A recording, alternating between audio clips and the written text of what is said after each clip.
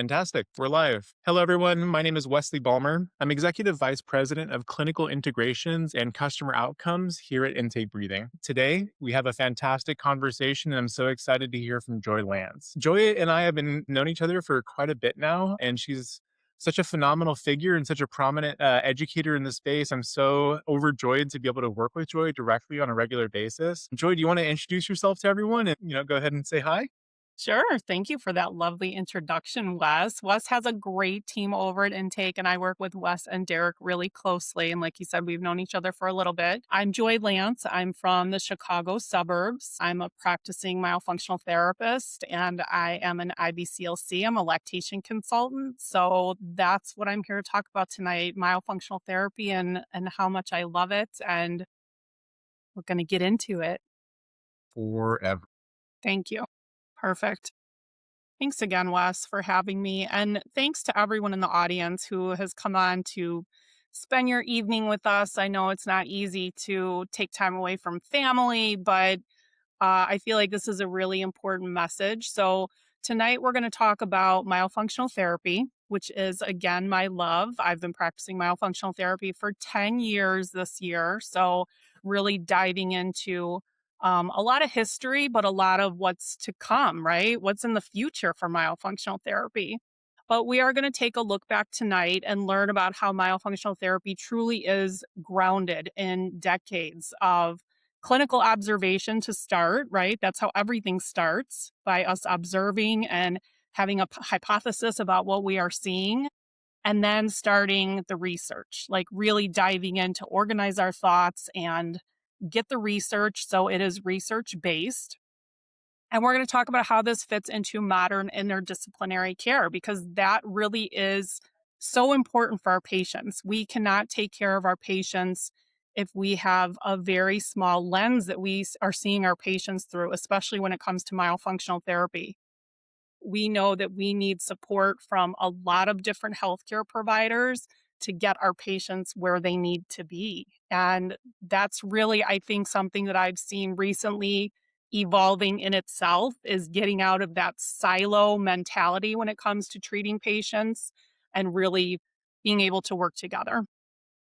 So that's what we're going to talk about tonight. And again, this is me. This is my background. I'm not going to spend a lot of time here, but my background is in dental hygiene. I've been a dental hygienist for almost 30 years.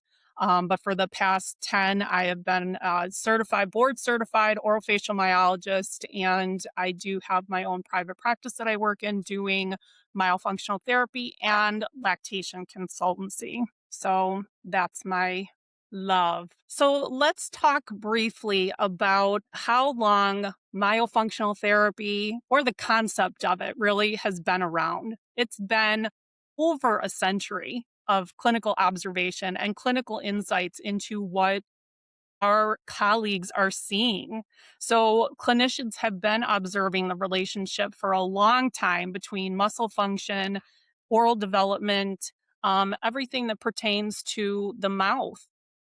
Breathing has come on more recently, I would say. I don't think they understood a century ago how integral breathing was to this relationship. But I would say within the past 10 or 15 years, we have really gotten a lot of information and a lot of research on how important breathing and how we're breathing is to what happens with our oral growth and development, and how that changes things with how our muscles actually do function and at rest. So it covers a lot. We can go to the next. Awesome. Clinical observations really came first to let's normalize where this whole field started. This isn't hocus pocus or voodoo. Edward Engel, back in 1899, wrote his first paper on angle classifications, which is what we still use today to classify our occlusion in the dental field. That wasn't all Edward Engel was known for, though. In the early 1900s, around 1907, he started really observing other things happening, that teeth exist in a muscular environment. Again, when we are in dentistry, it's not the silo of just looking at the teeth. We need to look at the muscles and understand that the stability and how we use those muscles helps balance our oral environment. So, some things he was noticing: relapse after orthodontics, wondering why this was happening, really making the relationship between tongue posture and how that affects the dentition. Where is our tongue resting? And what kind of forces are we putting on the teeth? And another big one, which I think is more recent, is how mouth breathing is really altering growth. The father of modern orthodontics, Edward Engel, recognized this all the way back 1907. So again, this work isn't new and the observations aren't new. Long before we knew what myofunctional science was and what myofunctional therapy was, we had clinicians in the early 1900s who were observing these things happening and describing the problem. So myofunctional therapy did not just appear out of nowhere. It grew from this early pioneer who recognized that muscles had a very strong impact on our teeth and our oral and growth and development. So Engel wasn't the only one. We're going to talk about some other prominent people tonight too who have some history in myofunctional therapy. So Walter Straub was an orthodontist back in the 50s and 60s who really started making the connection between tongue posture and malocclusion once again, putting all the pieces together. And what he was trying to figure out is why certain malocclusions kept returning even after orthodontic treatment. Why do we get these patients who have relapses, even the patients who are really good with wearing their retainers and doing everything that they're supposed to do under the advisement of their orthodontist? Why was this happening? So Walter Straub was, again, a pioneer in understanding that tongue thrusting was his discovery, that the tongue thrust was what was contributing to it. So muscle function, forward tongue posture, leaning on the teeth is going to help move teeth forward. Excess pressure on our anterior teeth, lips and cheeks having a lot of pressure, all those muscles having pressure on the teeth. So what we practice in myofunctional therapy with our tongues and our palates, and that helps to balance out the muscles with our lips and our cheeks, right? It keeps everything balanced. So having an imbalance is going to contribute to not only oral growth and development in young children, but in that relapse of our occlusion. So his big idea was that orthodontic stability might require muscle behavior and teaching muscles. And when I explain this to patients, a big thing that we talk about is how orthodontics actually work. So when we put brackets on teeth and we put wires in those brackets, we are using very low, slow pressure to move our teeth where we want them to go, right? But if our muscles aren't working the right way and we take all the hardware off and we have low, slow pressure coming from the inside of the mouth out, that physics concept works the same way, but opposite the way we want it to happen, right? So that's how these relapse cases keep happening, sometimes more than once. I've had patients who relapse multiple times. And this is where it's coming from. This is the bottom line, is what the muscle function is pointing to. So that is another layer that really helped us understand how muscle connects with our teeth and how form follows function. Now, this book is an amazing book. It's by Daniel Garliner.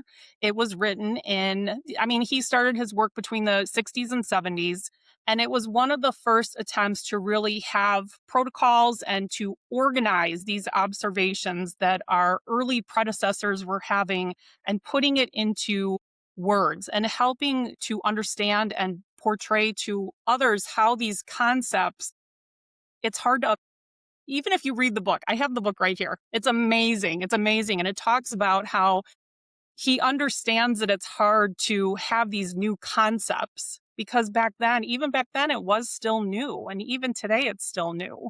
But again, if you understand the underlying physics behind this, it totally makes sense. So the book is over 50 years old, and we don't really start publishing textbooks until we have enough observation, organization of the work to define that. And the wonderful thing about this book, has tons of different chapters in it that both relate to myofunctional disorders with speech issues, myofunctional disorders with dental issues.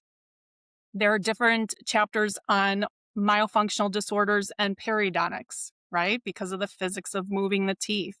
Myofunctional issues and orthodontics, which we've already talked about a lot tonight, right? If we have the pressure on our teeth, what's going to happen to that occlusion? What's going to happen to that bite? Myofunctional therapy and pedodontics, how this really relates to how our kids are growing and developing. And if they're developing improperly, what are the long-term effects of that? What's going to happen with their airway and with their palate size and with their occlusion?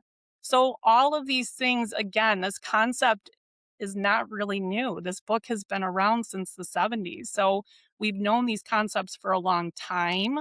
It's just hard sometimes to really understand it because it's not taught in school. So let's move on to the next slide. And before we move on, I think that there's a lot of those scenarios that you just mentioned that I'd love for us to touch on a little bit. If questions do come up, I mean, there's a lot of literature out in the world that your audience is leaning on heavily to help inform the way that they're engaging with their patients and with their clients. What literature are you leaning on? What are the questions that you have as this conversation is evolving with Joy? If you want to participate in the conversation, Yeah, please use the chat please. window. And I Please, will tell please. you some of my favorite research. If this is something that interests you and you really want to take a deep dive, you don't have to buy this 50-year-old textbook. We have the Breathe Institute, which is doing tons of research currently to help make the connection between functional therapy and lingual frenectomies and looking at CBCTs and looking at breathing and just a lot of different things. Also, being a part of the IOM, I am the current president of the IOM, which we're going to be talking about in a little bit. But we have our own journal, the IJOM, which actually last year we celebrated its 50th a year of being published. So, again, this is not brand new information. We are still publishing new research every year about myofunctional therapy and its relation to, again, a whole multitude of things, tongue ties and airway and how we're breathing and how it relates to speech and how it relates to dental decay. I mean, it does touch on a lot of different things. Great. So now we're going to touch on the IOM because there was a lot of, and there still is a lot of skepticism around myofunctional therapy. There are people that have not really had any training and they think this is hocus pocus and it's just things that we're making up. But again, we do have books and research and literature that not just from 50 years ago, but very very recent things. So skepticism is always encouraged, right? We want to continue to ask questions. But we also want to make this concept, myofunctional sciences, very consistent. And we want to have really great standardization in what we're doing. So with the IOM, that's really one of our biggest goals. Again, the IOM was founded in 1971. So this year we're celebrating our 55th year. And it was created because we really did want to try and streamline things and currently have goals of standardizing our testing, standardizing education, making sure that we have accountability and we are seeing results in our patients. And it's really based in science that we can use to back up what we're doing with our patients. We are very lucky because this little graphic shows a lot of our founders of the IOM. And it was, a big group of speech language pathologists and dental professionals, whether it be dentists or dental hygienists. And this was the group that came together. It started in 1971 as a group of 13 people. 13 people who understood this concept and really wanted to do a deep dive into this. And by the time we published our first journal article, the first president was Bill Zickafoose, and he has an article that he wrote in 1974. So from when they started in 1971 with 13 people to 1974, they grew to 175. So that grew pretty fast for a bunch of skeptics. But again, trying to have this code of ethics and this constitution that they work towards all together, understanding the same things and working towards a very similar goal. That's what we were founded for, and that's what we continue to work towards. So, one thing, especially personally for me as a myofunctional therapist, is that breathing and nasal breathing in particular is a non negotiable, right? We cannot, yeah, getting that intake on. Nasal breathing is the number one goal for all of my myofunctional patients. And it is the underlying success in a myofunctional program because if a patient is not going to, if they can't breathe through their nose for whatever reason, they will not be successful in myofunctional therapy because of the other goals, right? The other goals that we expect patients to be able to do in myofunctional therapy is to have their tongue resting up on the roof of their mouth. So if they can't breathe through their nose, and I'm essentially asking them to seal off their mouth by having their tongue on their palate, it's not going to work. They're never going to feel comfortable enough to be able to get through their myofunctional goals. So, nasal breathing is, yes, a physiologic necessity. We know all the background and the history with nitric oxide and what great things that that's doing for our body. It's a functional foundation. When we have people breathing through their nose, especially kids, it's going to help with their growth and development. With adults, if you have not read the book Breath by James Nestor, it is an absolute necessity to understand just how critical nose breathing is to your entire body. When you mouth breathe, it affects your blood pressure, it affects your pulse rate, it affects your mood and how you feel. It affects so much more than just looking like Napoleon Dynamite. It's a huge deal. So I really recommend the book Breath. It's amazing. So early clinicians, yes, they recognize this before current modern airway metrics with our measurements and our CBCT things, they were able to see that just mouth breathing changes the way the jaws grow. So, again, if a patient can't breathe through their nose, myofunctional therapy, they will struggle because a patient has to breathe. That's the physiology piece, right? Your body needs to breathe. And if you can't do it through your nose, then you're going to do it through your mouth and you're going to fail with your therapy. And that's really, where the foundation of the relationship between Joy Lantz and intake breathing was established was, intake breathing is the magnetic nasal strip that's out in the market today that has a pretty substantial consumer base. You've probably seen our advertisements across social media, but we've really with partnerships like this, we're able to formalize the way that we're engaging with the community so that we can give really good language to support how nasal breathing impacts every aspect of wellness across a variety of specialties. In myofunctional therapy, this is a great cornerstone, being that nasal breathing is non negotiable. So, yeah, thank you so much, Troy. Absolutely. So, what's happening now is our science and our research is actually catching up to all the observations that were done, right, decades ago. So, we have present research again through the Breathe Institute inside the IJOM to support muscle re education and why that's so important. Orofacial posture, meaning what's going to happen if we have really tight lip and cheek muscles and our tongue is not on our palate? How is that going to change our occlusion? Now we have another layer of sleep disordered breathing, which is another huge win for the dental community. In 2017, the ADA really pushed and recommended for dental offices to be asking their patients about their sleep, knowing that we are probably the front line of people who are asking about these issues and being able to screen for it. So, all of that is tied into myofunctional therapy.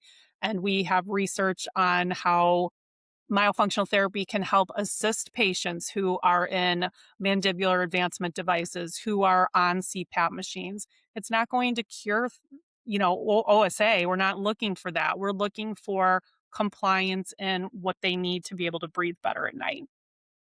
And then we're honestly, our research is continuing to grow.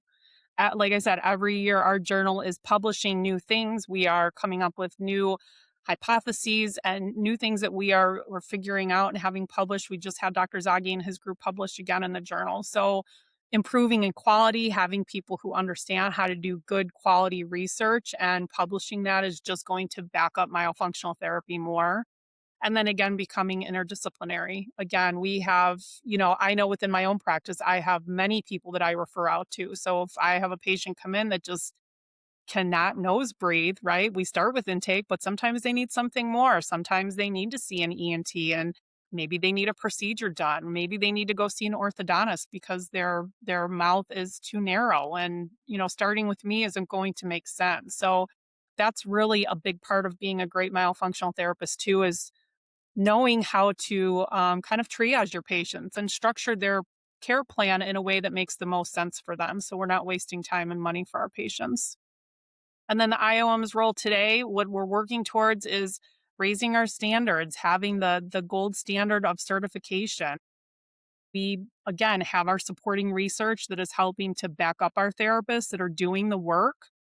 And I'm really proud that our organization is the only organization that does third party examination for certification. So the same people that are educating you are not the same people who are putting you through your testing for your certification. So your education is verified, and that's how you come through the organization to become a board certified orofacial myologist. So, again, touching on what standardization looks like now, the IOM has our certification pathways. So if you are interested in the IOM, you can come to our website, you can become a member.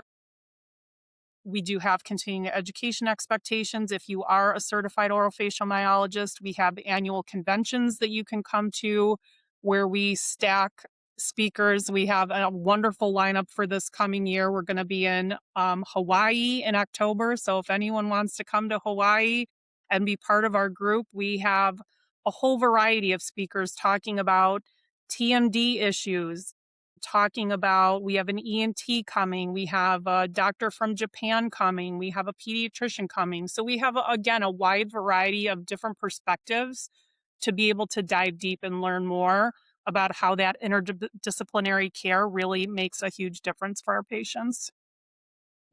And now we move on, to emphasis on ENT and dentistry. I mean, those are probably the two biggest collaborators that I have, and making sure that we are getting out of the silo care, right? So if one hand doesn't know what the other hand is doing, we can't fully take care of our patients. We are not going to be able to take care of everything. So success for my myofunctional patients absolutely depends on their airway being clear, because what are we going to ask our patients to do? Again, the four goals of myofunctional therapy generalized is to, nasal breathe, being able to rest with their lips closed, having their tongue at rest on their palate, which essentially is going to seal off their mouth, and then being able to swallow without having a tongue thrust.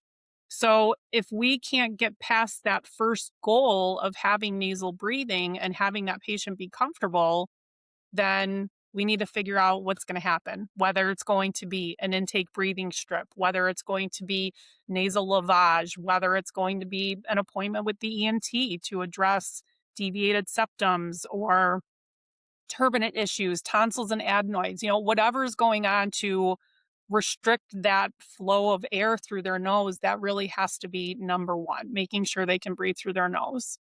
And then working with our dentists and orthodontists to make sure they have enough space in their mouth, right? So we know if we have patients with very narrow palates, the next step is I'm going to ask them to hold their tongue up to their palate at rest. And if there's not enough space there, it's not going to be comfortable. And a patient is not going to want to do that and not think about it and have it be their new normal. It just won't happen.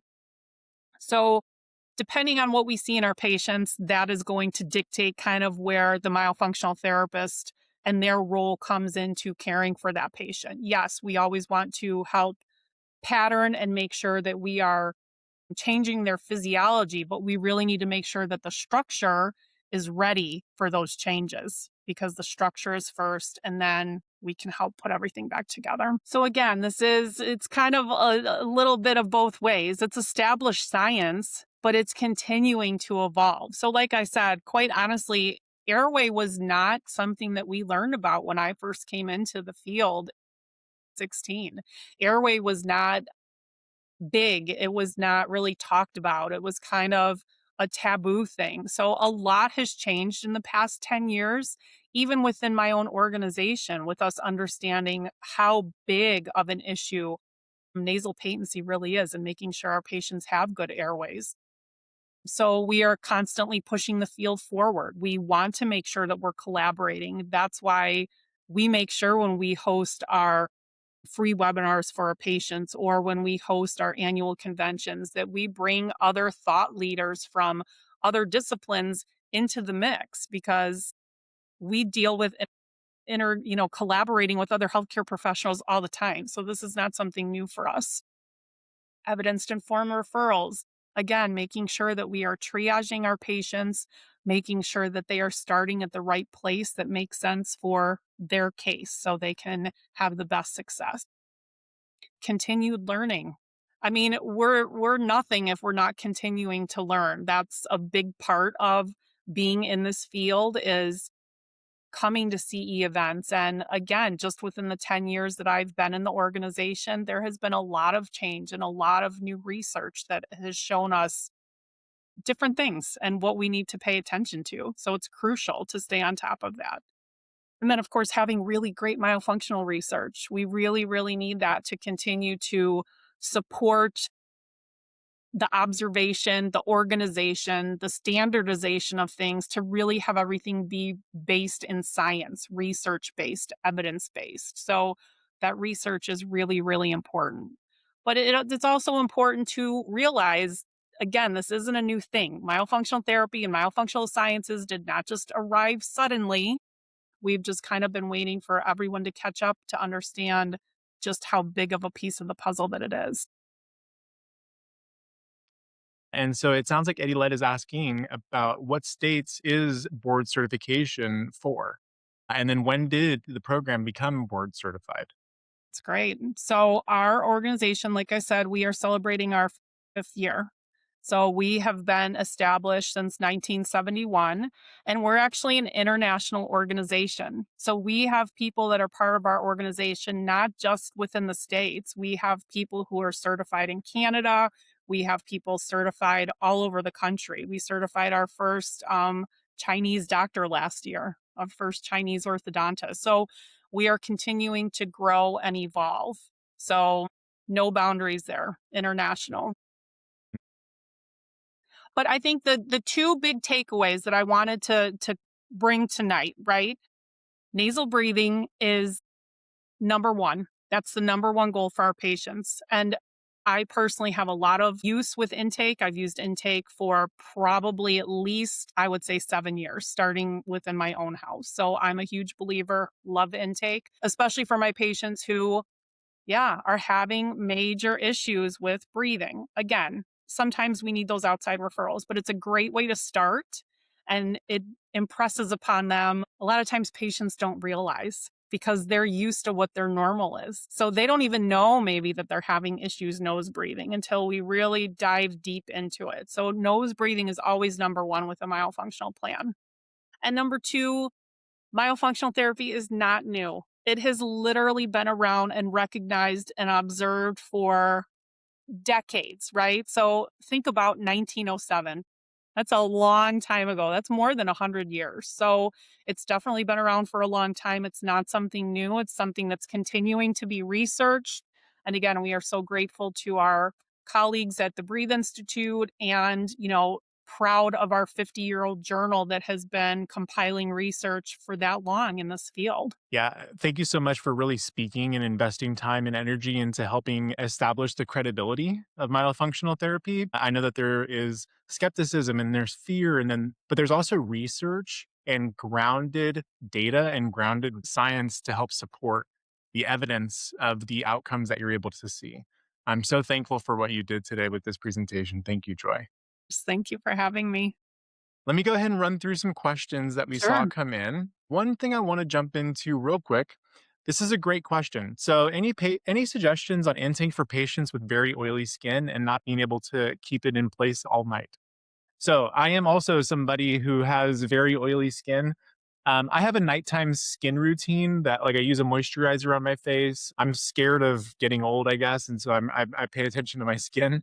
But in any case, I also just make sure that I clean my nostrils extremely well, but also make sure that you're using the right size in the right location. The right size is not meant to show a visible large increase on the nostrils. That's not necessary. What we're doing is we're providing stability and rigidity for either the internal nasal valve or the external nasal valve.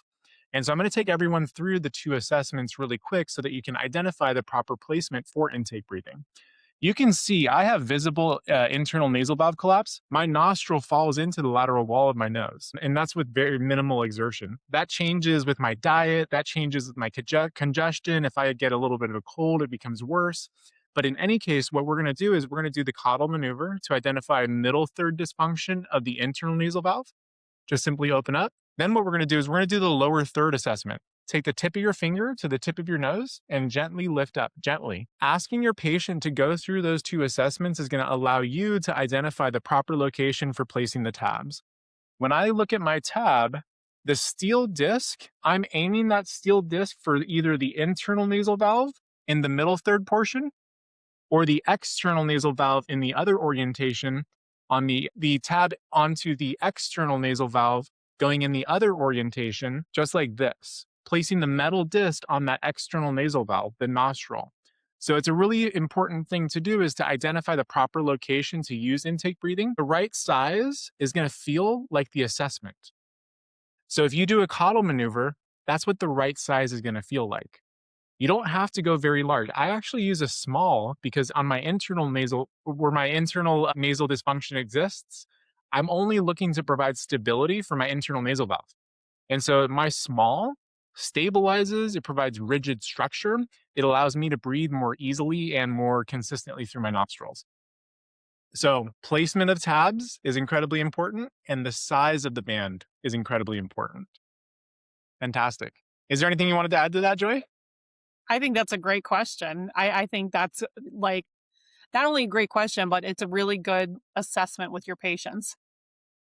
So if you're And new to because we intake and have you're not sure how to screen people, that's a really quick and easy way to show people how to use it and where to Yeah. put it.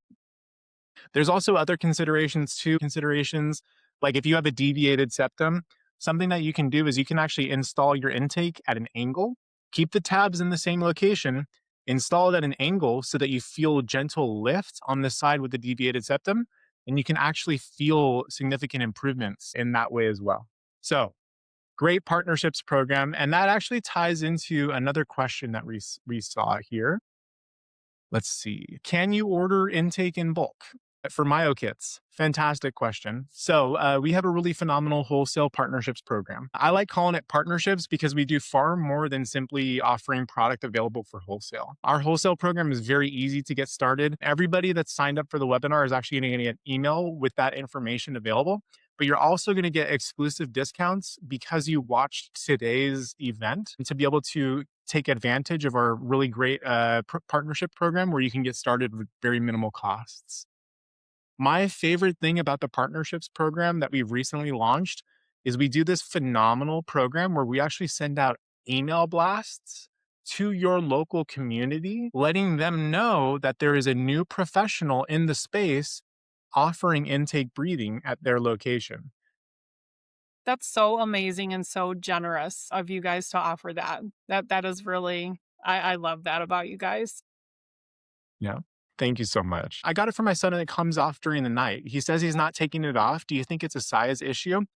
I think that there's a potential for us using it the incorrect size or potentially using it in the incorrect location.